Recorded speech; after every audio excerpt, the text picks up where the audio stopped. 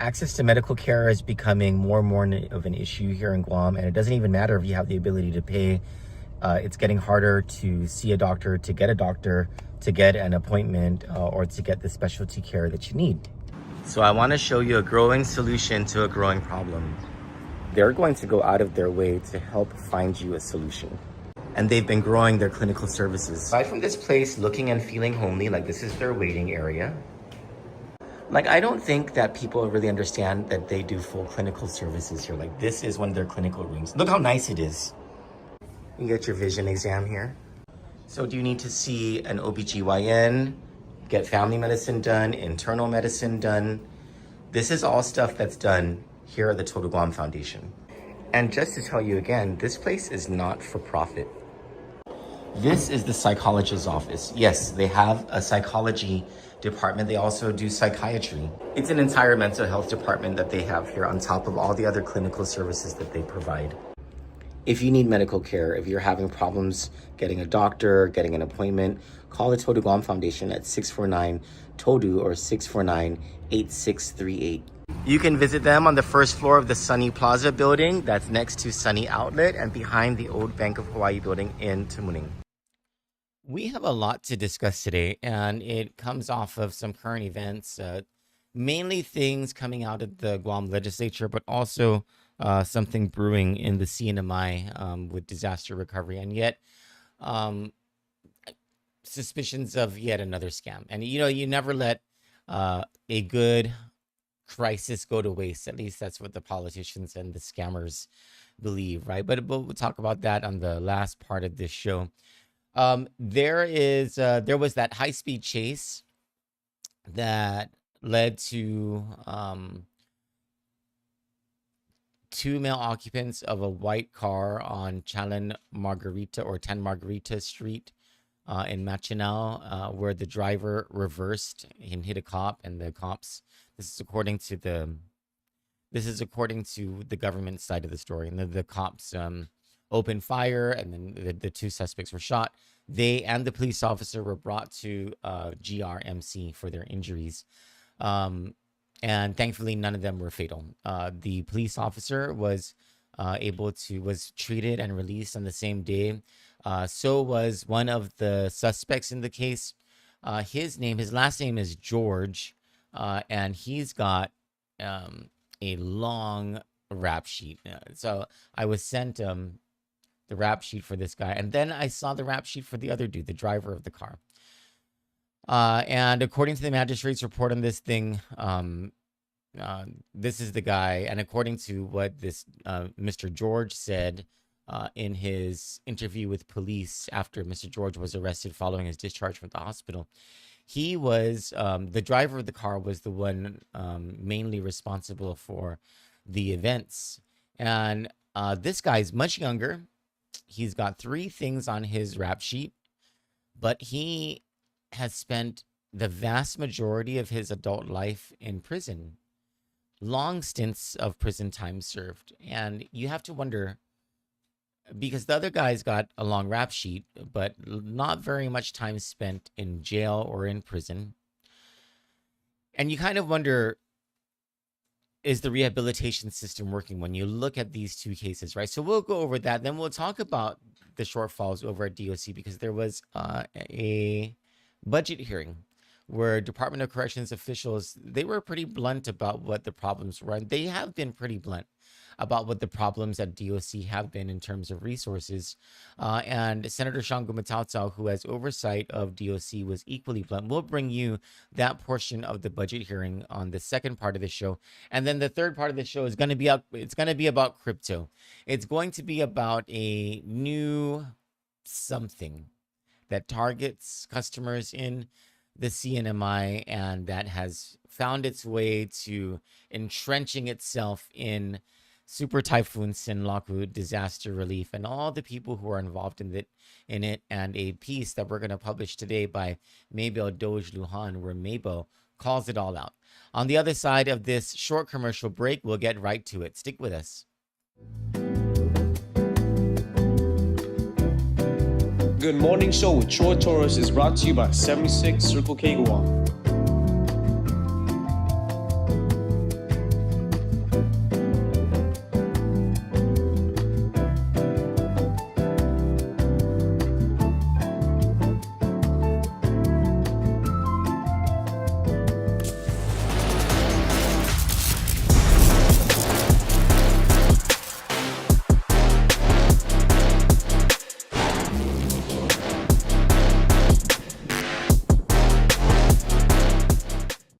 Good morning and welcome back to the show. It is 8:07 a.m. on Tuesday, May 5, 2026. My name is Troy Torres, and worlds ago, a long time ago in my history of development in this world, this would have been a very significant day for me, Cinco de Mayo, as I'm sure it's a significant day for some of you. And you know what? That's cool. Just if you're going to go out drinking tonight, have a designated driver. Don't drink too much, please. Don't. Alcohol poisoning does not sound fun. But whatever your celebrations are, just be safe and make sure other people are safe. Welcome back to the show. I have the rap sheets for the two guys who are accused of leading police on a high-speed chase from Laddie Heights to Machinal in Dededo. They are accused of possessing drugs, of being involved in some type of a drug deal, of disposing of a firearm during the chase, and of assaulting. Alexa, turn on the lights. Assaulting a police officer and resisting arrest, among other alleged crimes. And so there is a magistrate's report on this. I'll go over the Shane Healy from the Guam Daily Post. He put it all together very well. And so I'll just go over, I won't read you the whole story, but I'll go over some of the highlights here. So there's Wayner George, he's 33, and there's Herrick Suda Andrew, he's 25. Herrick Suda Andrew allegedly was the driver of this white car that led police on, who led police on this chase. Wayner George allegedly was his passenger, and he was sitting on the front seat, according to the magistrate's report. Andrew picked up George earlier in the day, and according to an interview that police had with George following George's release from Guam Regional Medical City, George said that Andrew picked him up to make a drug deal collection.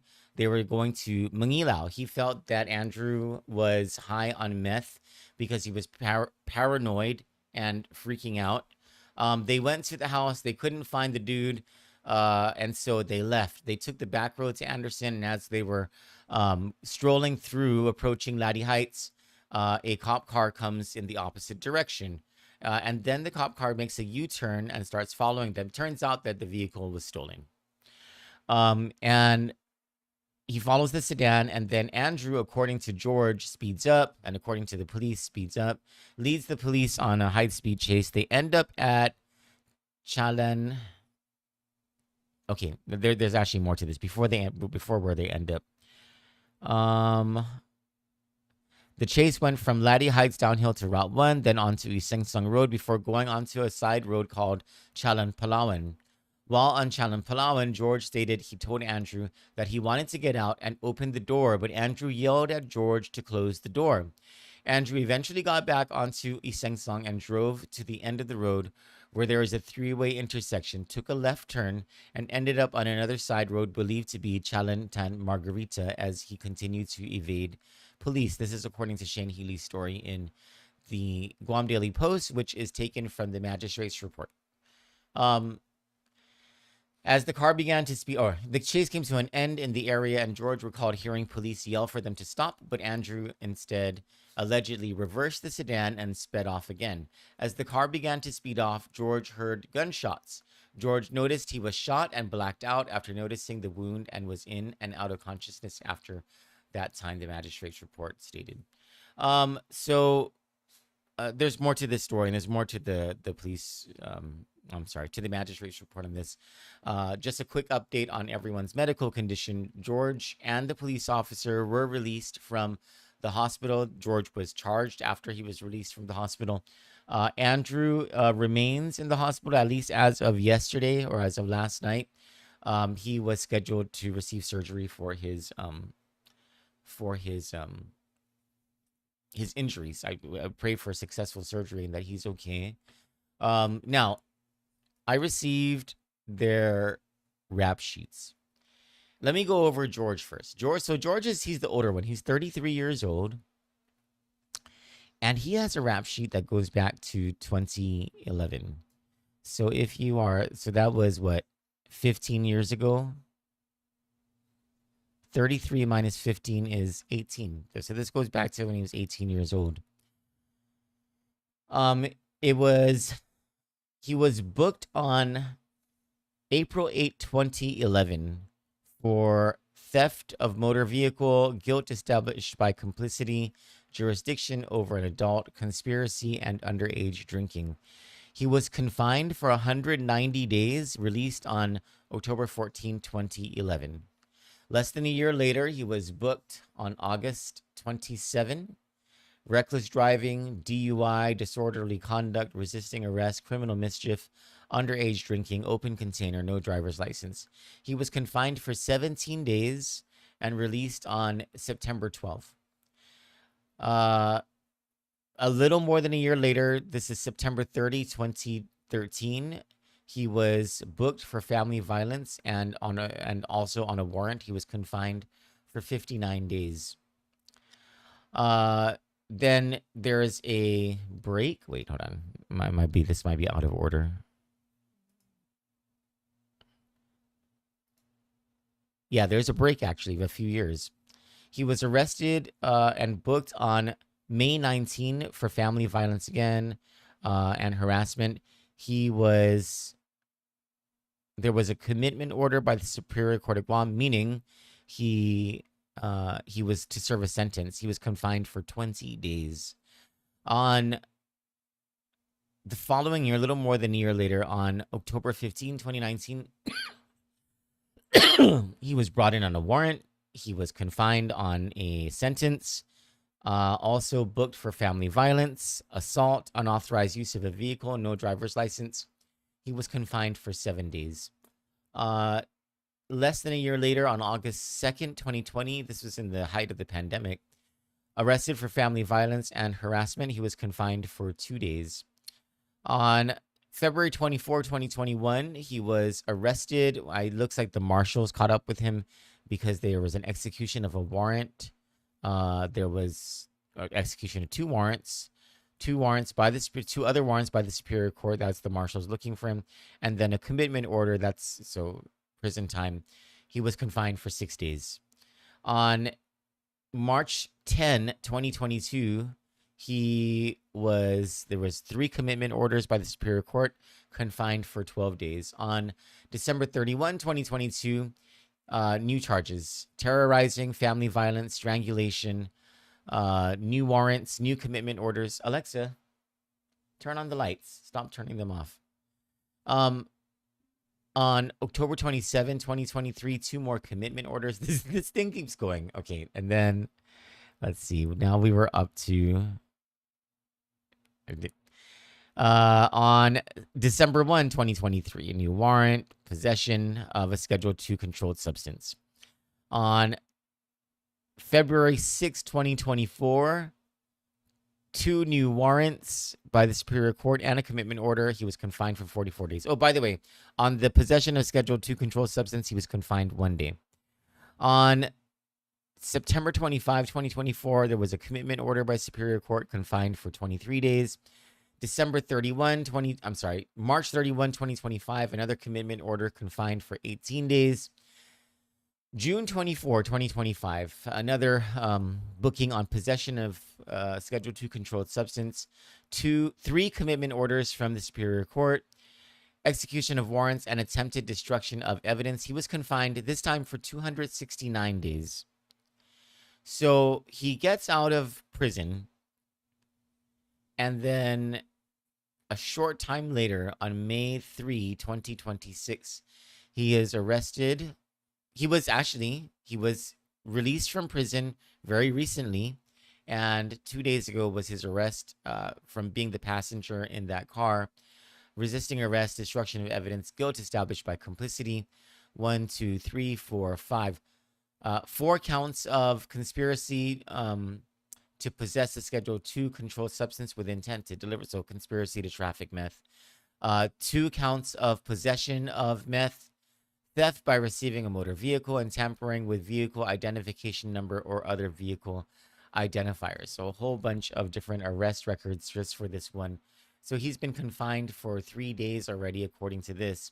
Now, he has a very long rap sheet, and he is 8 years older than the other dude. Last name Andrew, middle name Suda. What's his first name again? I think it's Herrick Suda Andrew. This guy's 25. But here's the difference between the two of them. When Andrew was 18, it doesn't say, this rap sheet doesn't say what this was for, but he was sentenced. He was given a prison sentence. And he was booked on June 26, 2019. And he spent 806 days in prison. So it's a relatively long prison sentence. I don't know what it was for, but that's more than 2 years in prison. Okay, especially compared to George, right? Then he gets out of prison on, let me see. He gets out of prison 2 years later, more than 2 years later, on September 8, 2021. And less than a year later, he's back in jail. He's booked on June 23, 2022, on an execution of a warrant, a commitment order from the Superior Court. Oh, wait, hold on. Two executions of warrants, 2 commitment orders from the Superior Courts, parole revocation. 2 new warrants, one from parole, one from Superior Court, 2 counts of aggravated assault, 1 felonious restraint, and 1 unlawful restraint.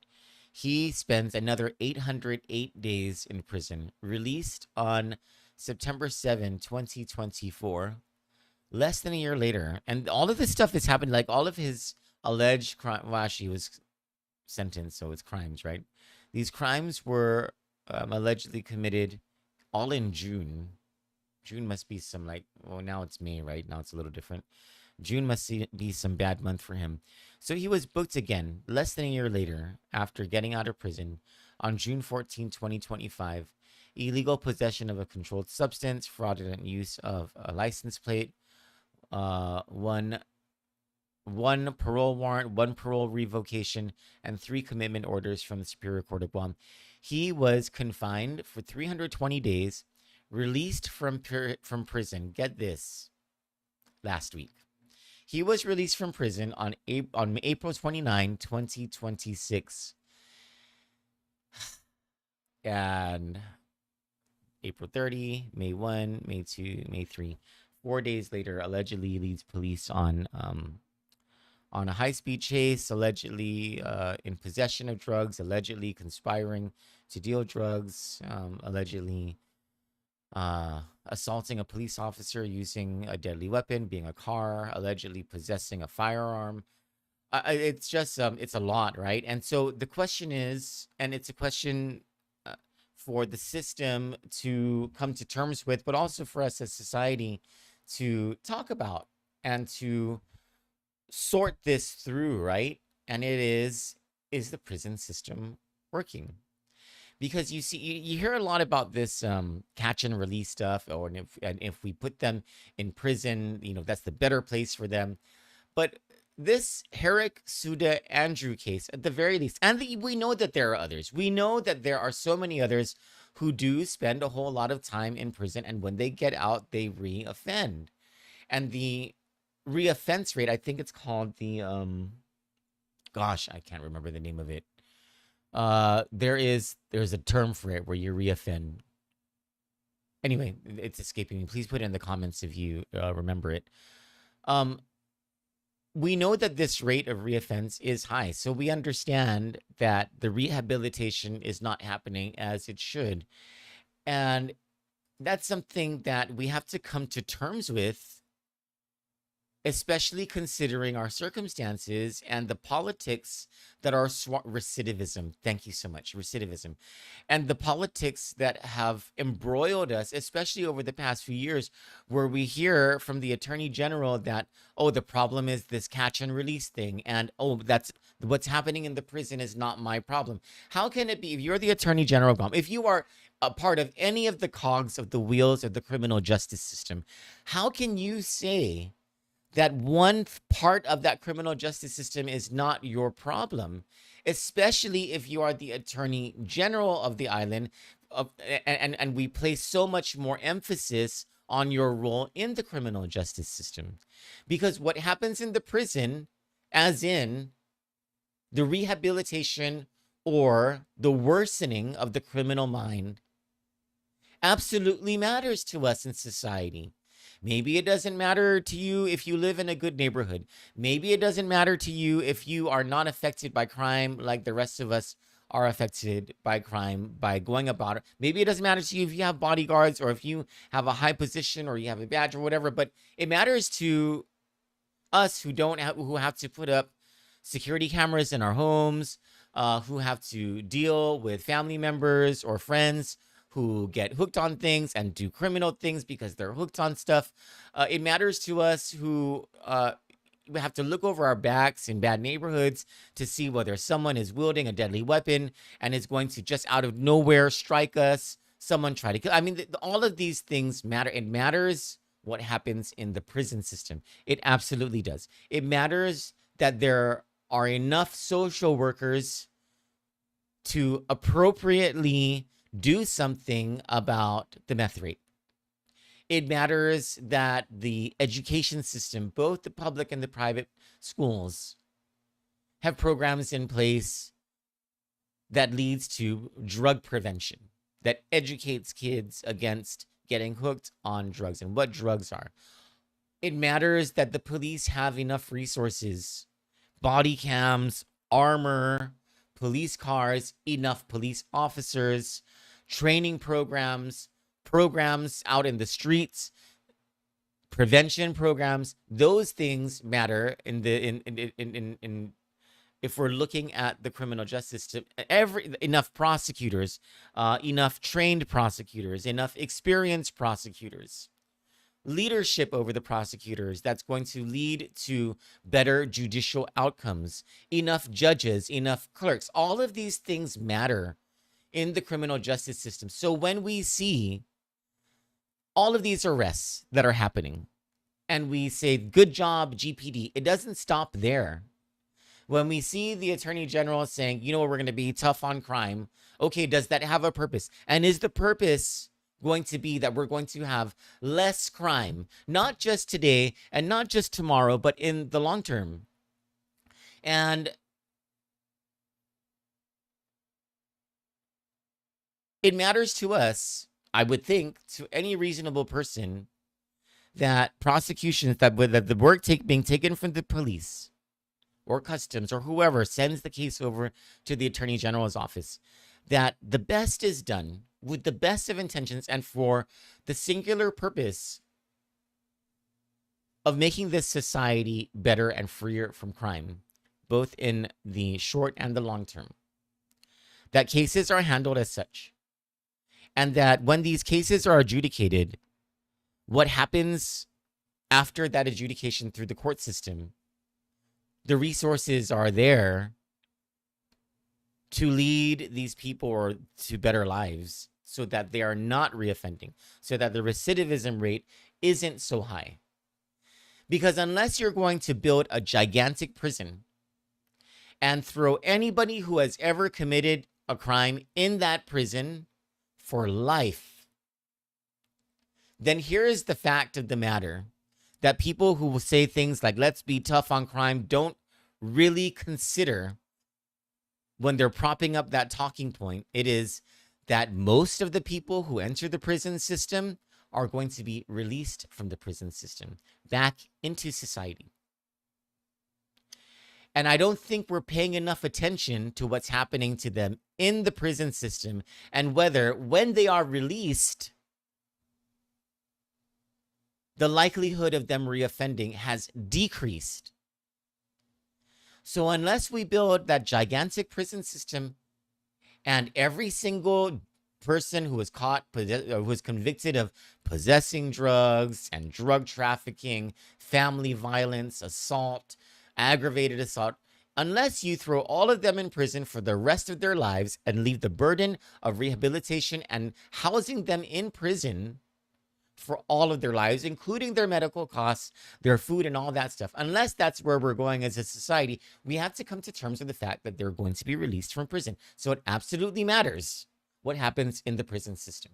And that's a perfect segue to the next part of this live stream, of this show, of this Tuesday news analysis, is what is happening in our prison system and why has it taken so long? There have been, thankfully, there has been leadership lately that has, and it's not happening fast enough, admittedly, but still, at least more has been done over the past couple of years to address this problem than ever before. And it's something that should have been done. I'll tell you this, I used to be in the Calvo administration.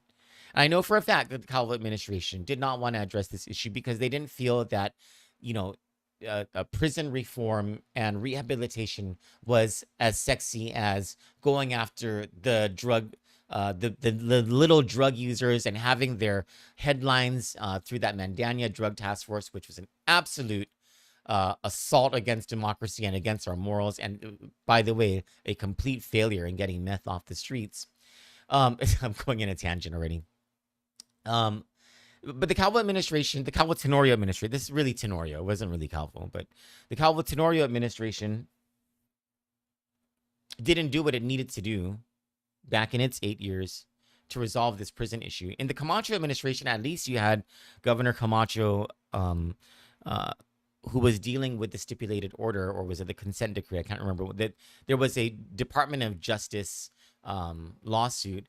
And at least the improvements happened through that in the Camacho administration. Then we get to the Calvo administration, that was carried through. What Camacho did was carried through in the first part of the Calvo Tenorio administration, but there was an opportunity because of how good the finances were back then, and just how much vision and planning that Governor Calvo did. Like, he was very good at stuff like that. There was absolutely an opportunity to do something about the prison, but didn't do it because it was not as sexy as sending out the Mandania Drug Task Force to get those drug arrests that meant almost absolutely nothing. And according to federal court records, at least a portion of those people were involved in drug trafficking conspiracies.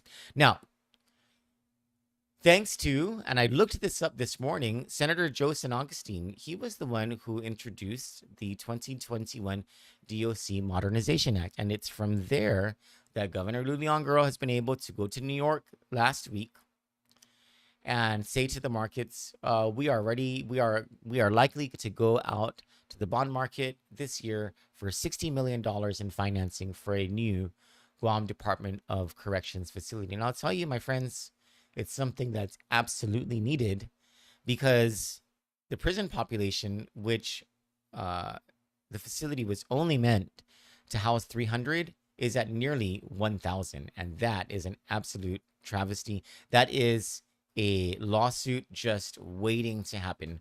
And that is more death waiting to happen over at the Department of Corrections. When we come back from the other side of this short commercial break, we'll bring you footage from the public hearing on the budget for DOC, where Senator Shango Matautal goes over a lot of this stuff. Stick with us.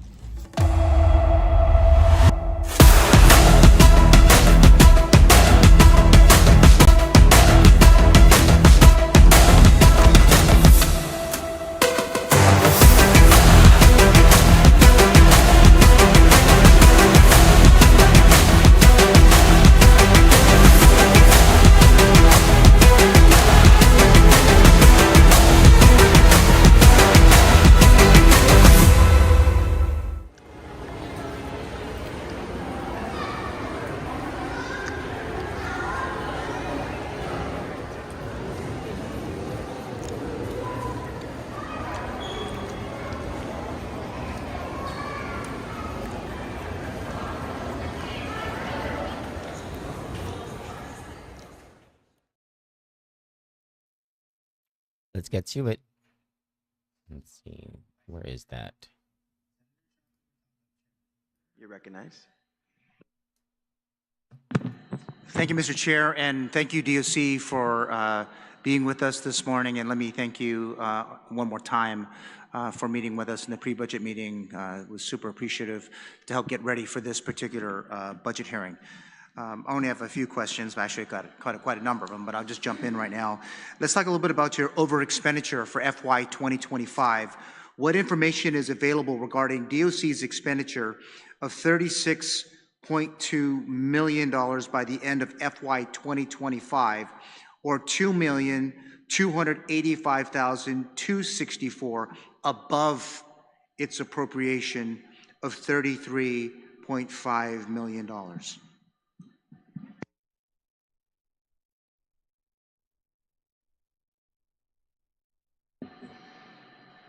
That's due to medical costs, Senator. Medical costs as in running the GMH side of the house, right? Or public health? No, where was the medical cost from?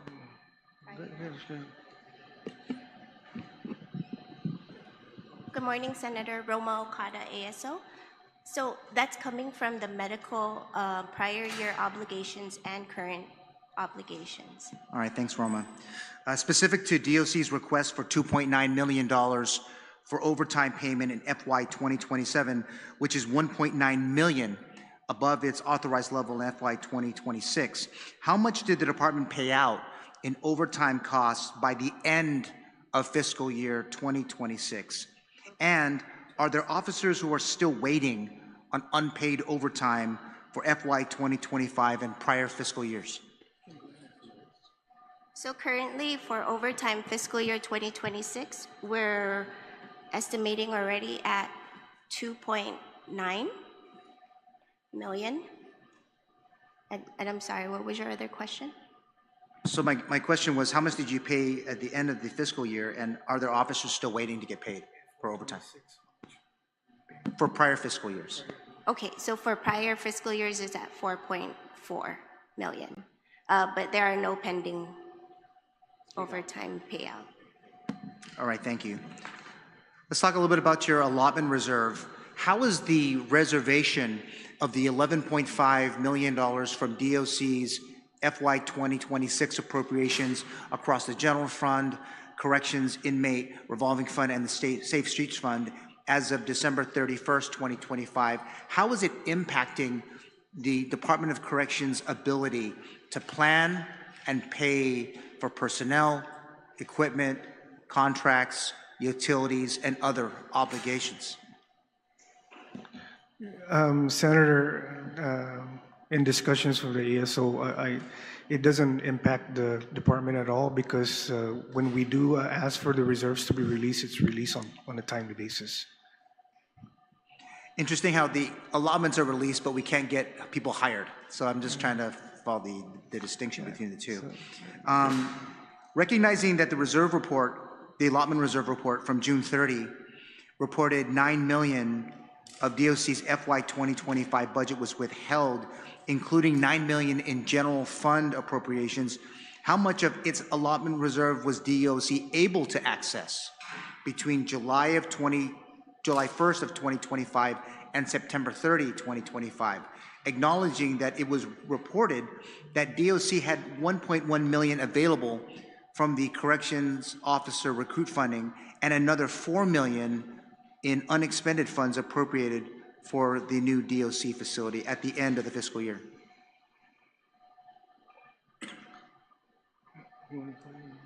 That's the modernization act, right? Were you able to access any of those funds? So the $4 million that you speak about is the Modernization Act monies, and then the $1 million plus is from the recruitment funding source, right? So again, those are dedicated specifically to those accounts. So we're limited in how we use the money. That's why sometimes it lapses. Okay, thank you for that. let's talk a little bit about the overtime costs, recognizing that you were only able to expend 198,207 of your $1.3 million appropriation in FY 2025 for recruits. What recommendations are available to help expedite onboarding challenges, if any? And has DOC considered alternative strategies in addressing perennial staffing shortages, such as relying on private security services for checkpoints, DOC's perimeter, and other areas of the prison without compromising security requirements? Bringing recruits or new officers on board, again, it's a systemic issue, Senator, and it's out of our control. That's why the monies remain, the monies that are dedicated for that particular reason remain, and sometimes it lapses. But to bring up some of the other solutions, I think my predecessor had moved into trying to get detention facility officer positions, which doesn't have the more stricter requirements, like hiring for corrections officers by law, the mandates that it requires. He went at that type of route, and trying to bring in more people. So that's actually an ongoing recruitment right now. And even in our pre-budget discussions, we're talking about when to begin the buying for DOC, to begin the recruitment. It's almost, we won't go into detail here, but it's absolutely important that when we think about when we start those processes, starting at the start of the fiscal year versus start midway or at the end. I think across all of the public safety agencies, we're finding these are some of the bigger challenges of just when to actually start the process, whether it be recruitment, whether it be buying a camera, whatever the case might be. We just probably need to start looking at different strategies to begin at the beginning, and then let this issue become another problem for another agency that has to actually press the button. And I hope that you guys can take that back as we go into the new fiscal year. And I know, Joe, you probably bring that back to your other job. I agree with you, Senator. It needs to start early in the fiscal year, and to give the time, for the process to work.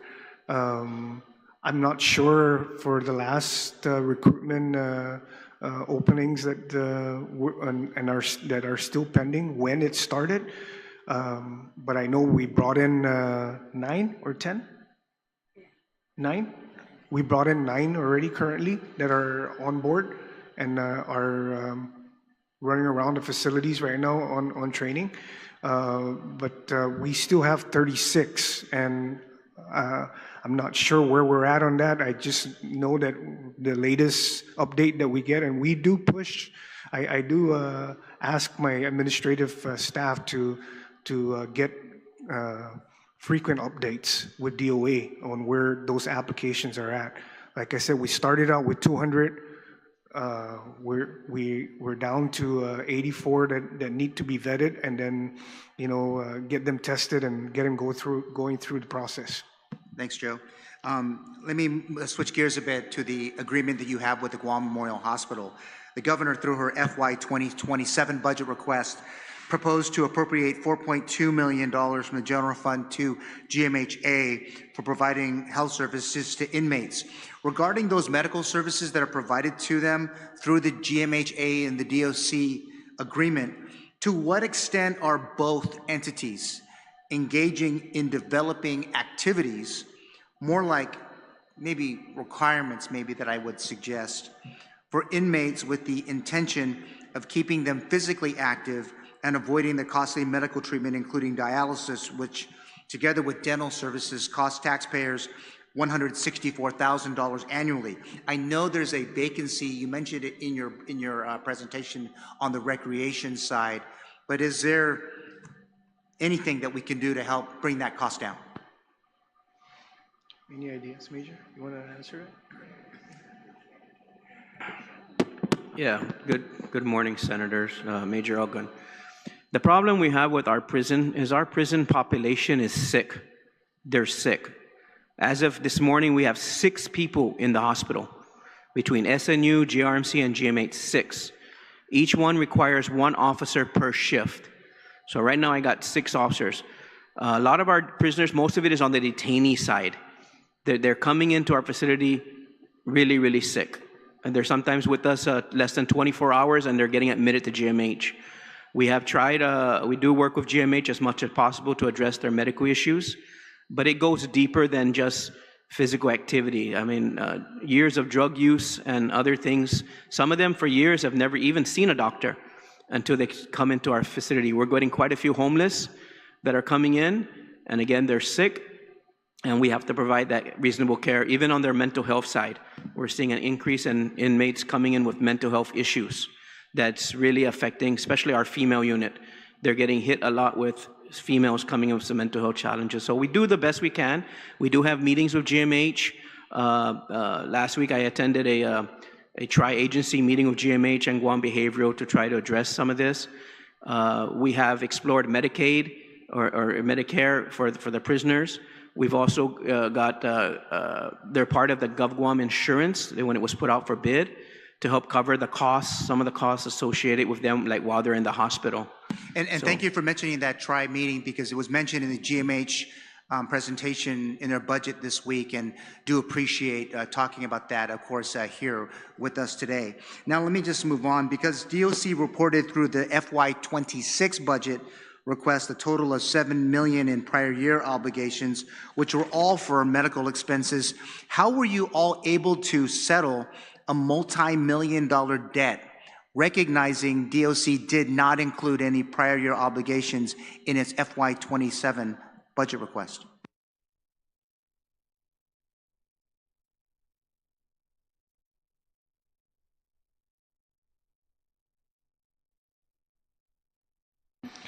So according to my ASO here, all the prior year obligations were paid off in 2025 by DOA, even though it wasn't appropriated.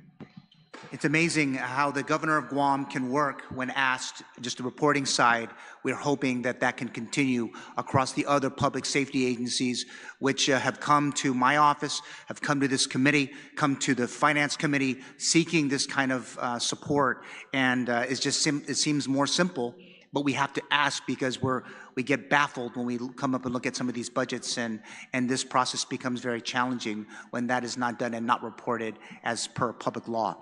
Let me just I'm just gonna wrap up, Mr. Chair, because I know we talked about lapses. I know the CRER talked about, there was some shortages.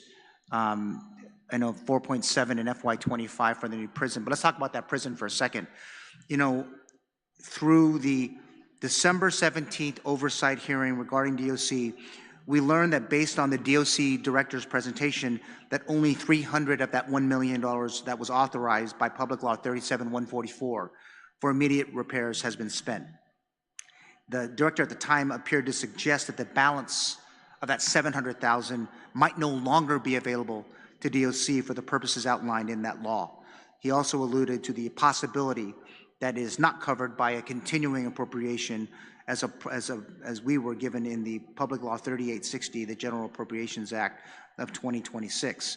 Now, the Public Safety Committee finds that contrary to the DOC director's understanding, the former DOC director's understanding, just put it on the record, Section 1N7 of Chapter 5, Public Law 38-60, this is the budget law for 2026.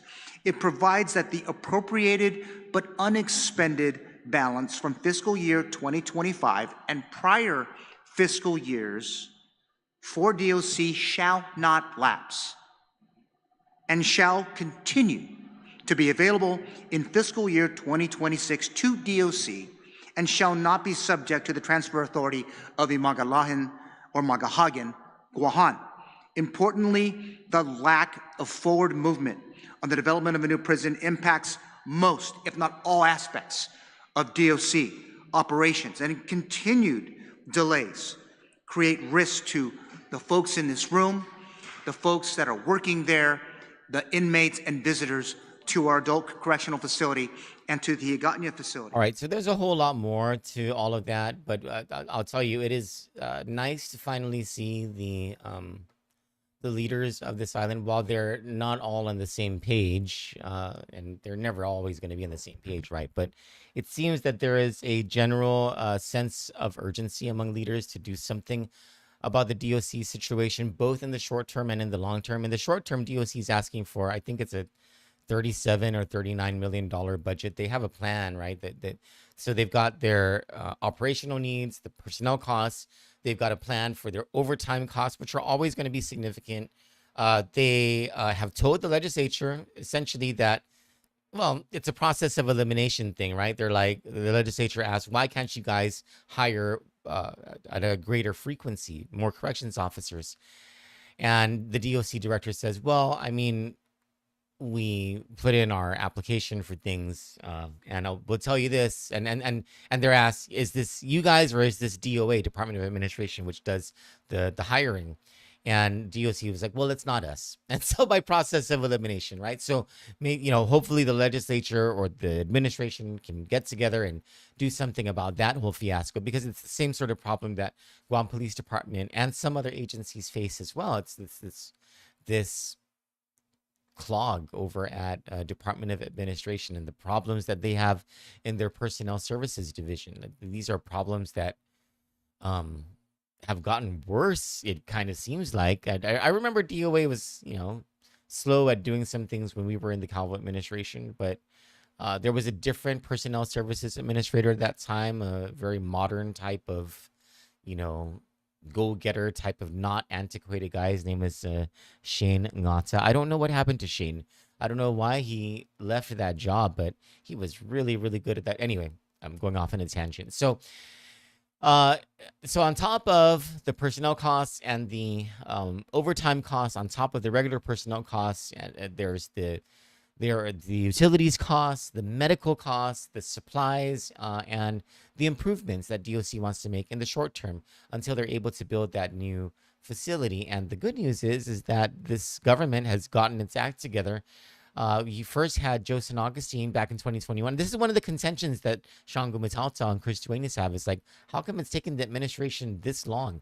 Joe San Augustine passed the DOC Modernization Act back in 2021. I saw the law. It was signed off by Therese Terlahi, sent to the governor's office, accepted by Eliza Dame, signed by the governor, introduced by Joe San Augustine and all these other senators. The authorization has been there since 2021 for the governor to go out to the bond market. The legislature has passed $5 million debt service authorizations as well, or debt service appropriations as well. And only now, in an election year, right, 8 years later, 8 years into the Leon Guerrero Tenorio administration, on the heels of an election where Mr. Tenorio wants to be the governor, 16 years after the DOJ stuff was settled with the administration, with the government of Guam, and only now we're starting the conversation about going out to market. But at least it's happening. On the other side of this short commercial break, we're going to switch topics. I'm going to briefly bring you some of what Mabel Doge Lujan wrote in a new op-ed that I will be publishing this morning about, well, a suspected crypto scam, another suspected scam to hit the cinema. And what makes this more disgusting is just when it's happening, right? Trying to take advantage of this whole Super Typhoon Sinlaku relief effort. We'll talk about that briefly on the other side of this short commercial break. Please do stick with us.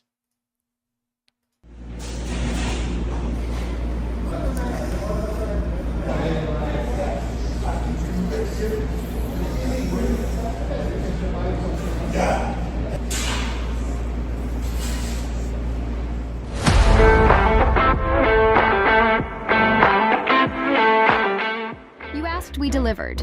Guam AutoSpot is extending our overstock sell-off with the hottest deals on island, like our 2025 GMC Canyon with $4,000 off. Or slide into a brand new Mitsubishi Eclipse Cross, starting at just $24,995. September is your chance to drive big and save even bigger.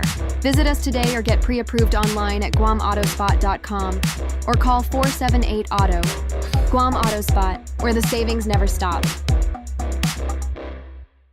So this was reported in a couple of places, and I want to say haphazardly and irresponsibly, because it really doesn't sound like, if questions were asked, then they weren't provided in the stories that were provided to the public, and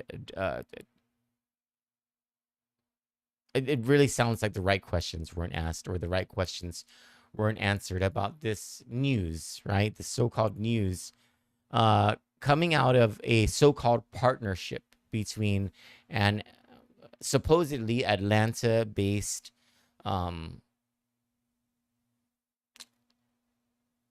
digital currency, something, cryptocurrency setup called Nebula DeFi, Nebula DeFi 3 or something like that. There's some questions about that, of course. In a partnership with something called Zone Marianas, which is supposed to be supposedly a tech company, and in doing due diligence and journalism would require that we look Zone Global Marianas, that we look up when was this company incorporated, who are the incorporators, what's the scheme here, what about this Nebula DeFi, whatever, right? But what we do understand from the news stories and from the assertions made by the people who were interviewed is that sorry, I got distracted by WhatsApp messages, is that there is a familiar face to not only CNMI politics, but previous so-called disaster relief efforts that go all the way back to the U2 period. And that is former Secretary of Finance David Attilik Jr., who has been over the years embroiled in scandal after scandal after scandal. When Governor Palacios died, Dennis Mendiola ascended to become the lieutenant governor based on a fluke of the Constitution. He hires David Attilik Jr. to be back in the government. The one of the top guys, Arnold Palacios, tried to keep out of the CNMI government, spent to his dying day trying to keep these type of people out, away from the pockets of the people, brings him back, right? And so Sinlaku happens, and the politicians and the scammers never let a good crisis go to waste, right? And of course, we cannot know for certain, we cannot know for sure whether this thing is a scam. But I'll tell you this, it smells bad. Doesn't smell good at all, based on not just the mechanism and the function of this entire,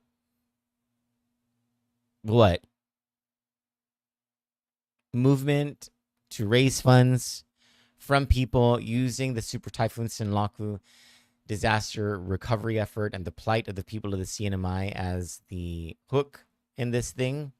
So not just the function of this thing, not just how this thing rolls out through the use of high-risk cryptocurrency and what is cryptocurrency and how does this thing all work, right?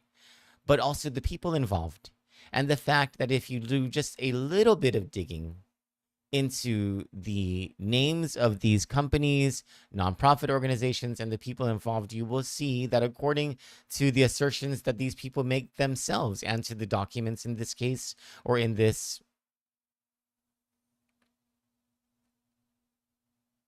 proposition, I don't know what you call something like this,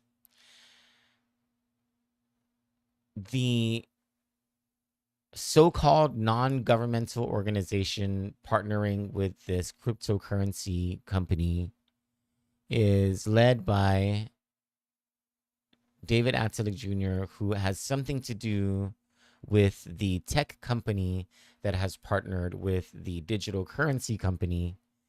And if you look at all of these different pages, they ask people to while they're talking about a Mari coin, a cryptocurrency called $MARI. They're asking people to donate their Ethereum and Bitcoin to disaster recovery donations. Make disaster recovery donations on Sinlaku, on using your Bitcoin or your Ethereum. And there's this whole this song and dance about all this stuff that's happening in the CNMI, and this promise that that this money that's being invested, part of it is going to go to buying the things that the people in the CNMI need. Now, the Department of Justice is so very much aware of things or scams that sound like stuff that is being pushed out right now, that even the media is participating in sending out without doing due diligence, it seems, that they've issued a warning about this type of thing. But, we don't need to go all the way to the Department of Justice to view with that warning. We can go to our very own Cagman 5, Mabel Doge Duhan. And I'm going to publish this morning, but I want to read to you a portion of what Mabel wrote that helps us to better understand cryptocurrency and how these things get entrenched in disaster recovery and in the pillaging of the poor. I'm going to read from Mabel's latest that I haven't published yet, so this is going to publish this morning. Here's a sobering fact about all this mirth. The crypto industry has been the greatest wealth transfer from the poor to the rich in human history. Every single coin ever introduced has been a way for the poor to donate money to the rich.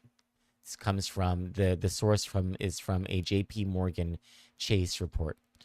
The people running coin scams call this exit liquidity. The poor people who will pay real money to buy the funny money the rich insiders are printing. And here's a bit of financial non-advice from this crazy old biddy who has no idea what she's talking about, doesn't have a Series 7, and never worked on Wall Street. Cryptocurrency can be a useful tool for long-distance money transfers, especially when governments stand in the way of free capital movements. Cryptocurrency is not an investment. It has no value. It's just a solution to a math problem. It can't be used to pay for anything. It doesn't generate any wealth. Further non-advice for entertainment value only. When you invest in a business or even a savings account, you are buying a piece of a revenue stream. If you buy a piece of a company, you hope that the pool of dollars available for you to cash out from will increase. When you buy crypto, you are buying nothing, a casino chip. It would be bad enough if crypto coins were closed systems, if the number of dollars that could be paid out were only equal to the number of dollars put in. But reality is much worse. The number of dollars that could be paid out is equal to the number of dollars put in, minus the dollars taken out as fees, infrastructure, profit. Crypto is a means for sending money. It is not an investment.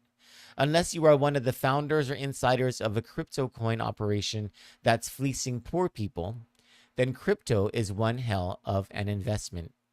A typical crypto scam works like this. Announce a coin, imply that buying it will make your naive and poor audience rich, pay social media influencers to hype it, take people's real dollars in exchange for your fake dollars, walk away laughing with your pockets full of those real dollars.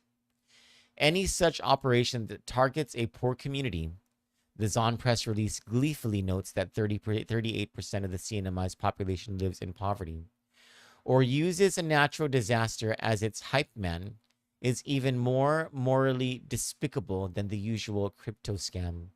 Such a scheme, if it exists, takes money directly from suffering people and diverts donations directly away from legitimate relief efforts.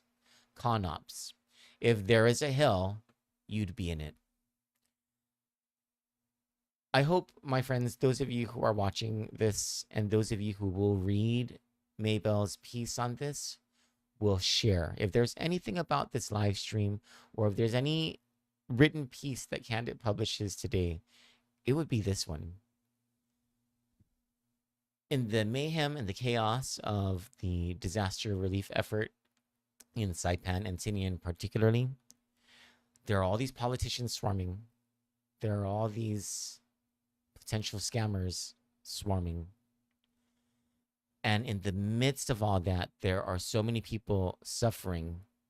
And in that suffering, people can be confused between who is really there to help them versus who is there to exploit their grief and their suffering for their own political or financial benefit. And it helps when there's information out there that makes it very simple for us to understand. Legitimate organizations providing support, or people who are on the ground using their resources and their time coordinating resources to get relief efforts to you, to get relief supplies to you without taking credit, without putting a camera in your face, without you seeing the pictures on a Facebook post or on Instagram, on a TikTok later, and without a political motive invested in this year's election. Those are the people who are truly trying to help. And the ones who are trying to exploit you, they're the ones who have the political motive. They're the ones who have the cameras and are just trying to get their moments of fame because they don't care about the actual recovery. What they care about is that you feel indebted to them so that you either give them your vote or your money, and don't fall for it. Those people are going to hell. For Kandit News, I'm Troy Torres. You all have a beautiful day. See you tonight for either the Troy Torres Show or the Reality Check with Michael St. Nicholas. But I think there is really big breaking news happening today in Guam. So I think this might be, I might have a Troy Torres Show tonight. We'll see. I'll talk to Mike and we'll see how that's going to go today. Anyway, God bless you.